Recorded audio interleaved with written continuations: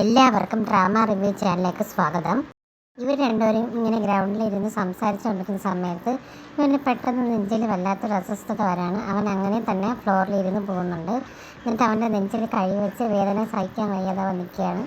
ആ വേദന സഹിക്കാൻ വയ്യാതെ നിൽക്കുന്ന സമയത്തും അവനെ തടയുന്നുണ്ട്. ഹോസ്പിറ്റലിലേക്ക് പോകുന്നതിന് മുമ്പായിട്ട് അവൻ്റെ അടുത്ത് പറയുന്നുണ്ട്, ഈ കാര്യം അവളെ അറിയിക്കരുത്, എനിക്കിങ്ങനെ ഒരു വയ്യായ്ക വന്നത് അവളെ ഒരിക്കലും അറിയിക്കരുത് എന്നൊക്കെ പറഞ്ഞ് അവൻ ഇമോഷണൽ ആവുന്നുണ്ട്. അവൻ്റെ നെഞ്ചിൽ പെയിന് വളരെ അധികം കൂടുകയും അവന് ബ്രീത്ത് എടുക്കാനൊക്കെ വളരെയധികം ബുദ്ധിമുട്ടുകയും ഒക്കെ ചെയ്യുന്നുണ്ടായിരുന്നു. അങ്ങനെ അവനെ ഹോസ്പിറ്റലിലേക്ക് അഡ്മിറ്റ് ചെയ്യുകയാണ്. ഹോസ്പിറ്റലിൽ വെച്ച് പലതവണ ആയിട്ട് അവന് വയ്യാതെ ആവുന്നുണ്ട്. അങ്ങനെ അവൾ ഇറങ്ങിയിട്ട് ഹോസ്പിറ്റലിൽ വരികയും ചെയ്യുന്നുണ്ട്.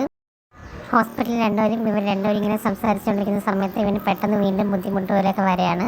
അങ്ങനെ അവൾ ഡോക്ടറെ വിളിക്കാൻ വേണ്ടി പോകുമ്പോഴത്തേക്ക് ഇവൻ പറയണേ, ഡോക്ടറെ വിളിക്കേണ്ട, നീ എൻ്റെ കൂടെ ഇരുന്നാൽ മതി, കുറച്ച് കഴിയുമ്പോൾ ഞാൻ നോർമലാവും എന്നൊക്കെ പറയുകയാണ്. അപ്പോൾ അവൾ നോട്ട് ചെയ്യുന്ന ഇവൻ്റെ ബോഡിക്ക് നല്ല ടെമ്പറേച്ചറുണ്ട്, അതുപോലെ തന്നെ ഇവൻ നന്നായിട്ട് വെയിറ്റ് കുറഞ്ഞിട്ടുണ്ട് എന്നൊക്കെ ഇവൾ നന്നായിട്ട് ശ്രദ്ധിക്കുന്നുണ്ടായിരുന്നു അവനെ. പക്ഷേ അവന് ഇത്രയും വലിയൊരു ഹാർട്ട് പ്രോബ്ലം ഉള്ള കാര്യം അവൻ പറഞ്ഞിട്ടില്ല. ഇവന് വയ്യെന്ന് മാത്രമേ അറിയാവൂ.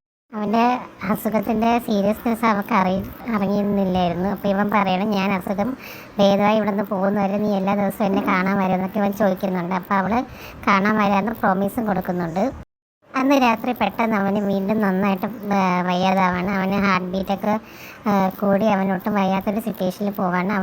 അവൻ പെട്ടെന്ന് ഡോക്ടറെ വിളിക്കുന്നുണ്ട്. ഡോക്ടറെ വിളിക്കാനുള്ള എമർജൻസി അലാറമിൽ പ്രസ് ചെയ്ത് ഡോക്ടറെ വിളിക്കുന്നുണ്ട്. അങ്ങനെ നഴ്സ് ഓടി വന്ന് ഇവനെ നോക്കി, ഇവനെ ചെക്ക് ചെയ്ത് ടെസ്റ്റ് ചെയ്ത് നോക്കിയൊക്കെ ചെയ്യുന്നുണ്ട്. കുറച്ച് കഴിഞ്ഞ് ഇവൻ്റെ കണ്ടീഷൻ സ്റ്റേബിൾ ആവുകയും ചെയ്യുന്നുണ്ട്. അങ്ങനെ ഡോക്ടർ മോർണിംഗ് വന്നിട്ട് ഇവനെ പരിശോധിക്കുന്ന സമയത്താണ് ഒരു കാര്യം മനസ്സിലാവുന്നത്, ഇവൻ്റെ ഹാർട്ടിലുള്ള പ്രോബ്ലം കംപ്ലീറ്റ് ആയിട്ട് മാറിയിട്ടുണ്ട്.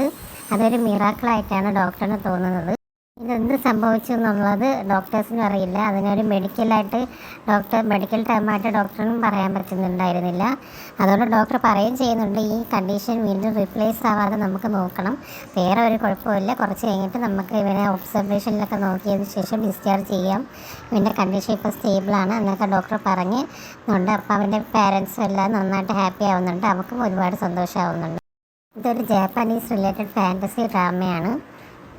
അങ്ങനെ ഇരിക്കപ്പോഴാണ് ഇവന് പെട്ടെന്ന് ഇന്നലെ രാത്രി സംഭവിച്ച കാര്യം ഓർമ്മ വന്നത്. ആരോ വന്ന് ഇവനെ കിസ് ചെയ്യുന്നുണ്ടായിരുന്നു.